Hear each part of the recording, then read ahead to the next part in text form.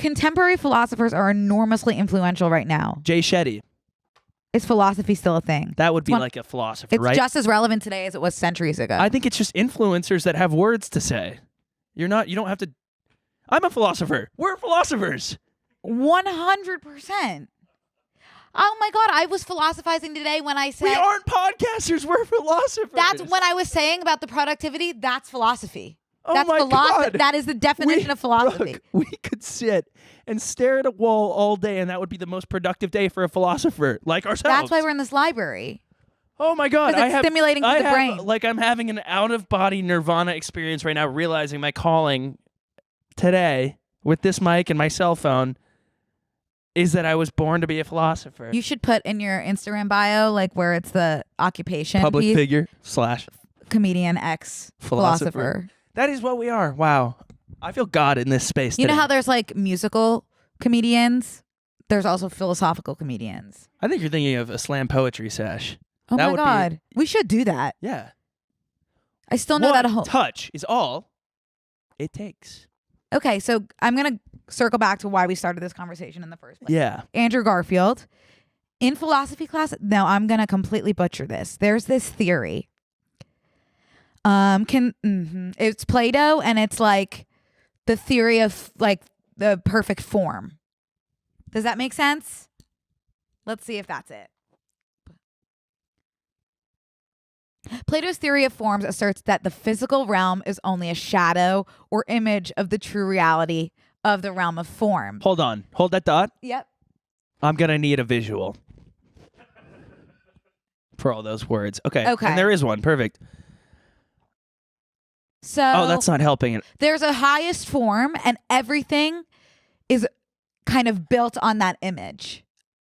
Or is that not it at all? Can we go back to the word definition? Let's take it sentence by sentence. Can I say it? Maybe you'll be better hearing it. Okay. Plato's theory of forms asserts that the physical realm, that's what we're in right now. Yes, exactly. Is only a shadow yes. or image of the true reality of the realm of forms. So we are a shadow. Of the true reality. Of the true form. The true reality of the realm of forms. Mm-hmm. Ooh, okay.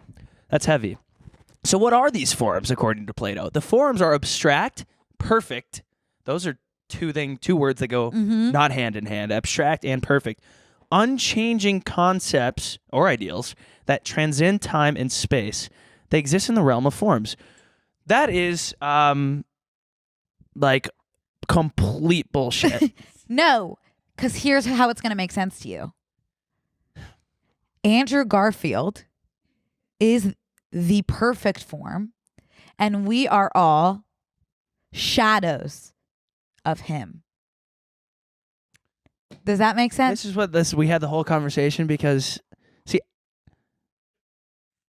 that's literally all I can think about when I look at Andrew. I'm like, we are made in all men are made in your image. This is what everyone is striving to be. God made Andrew her own hands. Okay? God made Andrew with her own hands as the perfect form. She didn't make anyone else with her own two hands. She handmade Andrew. We have to move on past this. Like really? This level of delusion is. It's not delusion. It's philosophy. Sorry, that's what I meant. This level of philosophy is just beyond the realm of forms. The realm. But do you get it? No.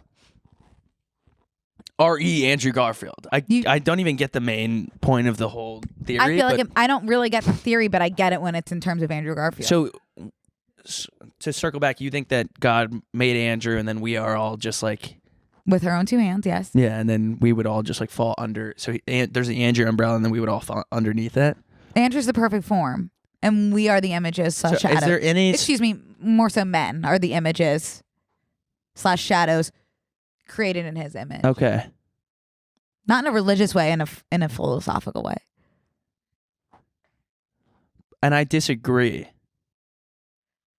Put a pin in that. Can we pull up a video of Andrew from the SAG Awards, and then I want you to tell me you disagree. Spare me. Then I want to. I watched it. Well, I want to watch it. We don't have to watch it all. No. Like this is. I think that you would love to see this 3-second clip. of him saying he likes going deep and raw. Oh, yeah, I've seen this, but this isn't what I'm talking about. Unafraid of going deep and raw. He's not. Unafraid of going deep and raw. I can disagree. That's not even what I was talking about. I'm talking about his relationship with Sally Fields. Oh, it's sweet. I saw that too. Yeah. I saw it on your story twice. Okay. So I think we're good. I get it. Well, I wanted to touch on it because it's important to me. I like the philosophy piece of that. But the cool thing about philosophers is that they were often at odds. Okay. And they had to be cool with being at odds, or else there wouldn't be a podcast for them to talk about. Yeah, totally. They are sweet though, and he kept checking in on Sally Fields. That was really cool. It was like just like the most perfect, exquisite night, and I was happy to be a part of it. I think that this is such a special year for people that work in PR, as opposed to any other year. Yeah. Why? Because there's some people that have, just like Andrew Garfield has been like a famous person forever, but like I've not gotten so much Andrew Garfield like, in front of my face as someone who doesn't seek him out. Like think he's a cool dude, fan of him. Like wouldn't need to see the same clips that we saw. It's just that we're online more. No, he's all over my TL, and like you're a fan of him because you followed all of his work, but like, right. I haven't. Besides Spider-Man, like I didn't see 30, 60, 90 or whatever. What was it? Tick Tick Boom. Tick Tick Boom. Or you've seen so many things with Andrew Garfield in it without realizing. Spider-Man. Probably. Give me something. Social else. Network. I actually didn't see that. Really? No. I don't. But I don't know if there's anything That's else cool. that you would have seen actually. Yeah, that was his like first big movie. Fan, not enamored, and I don't think I was made in his image because, look at me. Well, you're striving to be the perfect form. I know, but I'm also a realist. At the end of the day, Mm-hmm. I can't be the Andrew No you one need. can. Hey, no one can. So that's just that. And I think we just have to end on that. Like, I don't know what else to say? We could talk in circles about AG. Yeah. Architectural guard. Honestly, like I would love to do an AG podcast. Oh my God, I would love to do a podcast. I guess you wouldn't be interested of like doing a podcast. Each episode is a different crush and just really diving in. Each episode is like a full kind of. You may have found a niche. That may be a good niche for you. Oh my God, I'm going to do that on my own. Do you mind? No. I don't at all. Actually, that'll be a really great like case study for a college class in psychiatrics. In psychiatrics? Yeah. Totally. Okay, I'm in. So I kind of bid you adieu now, and I'll see you in bonus. And I'll be seeing you in my next podcast called A to Z Crushes. No. Through the Looking Glass. Through the Looking Glass. What's that? What Celebrity was that? edition. No, what was that thing on Freaky Friday? The Jamie Lee Curtis wrote a book, and it was called. I think Through it's the called Looking Through the Glass, Looking Glass. Seance into some. It was a word that I can't get out of my head, but I obviously I can. I shook it out of my memory. Well, let's pull that up for you. People texting me like in my podcast, like I've just been really offended by people texting me recently. I wonder if I wish there was a way like to have a email, like a generic email go out that's a text to be like, I am recording a podcast right now, an auto response. Yeah. Okay, let me type in through. There it is. Through the Looking.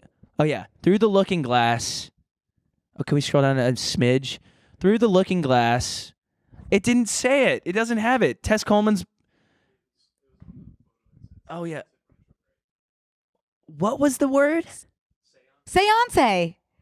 Seance in retrograde? Yeah. Hang on. I gotta see it on my looking. It's right there. Freaky Friday. Well, I just want to see it on my phone so I know that I'm saying it right. Hang on.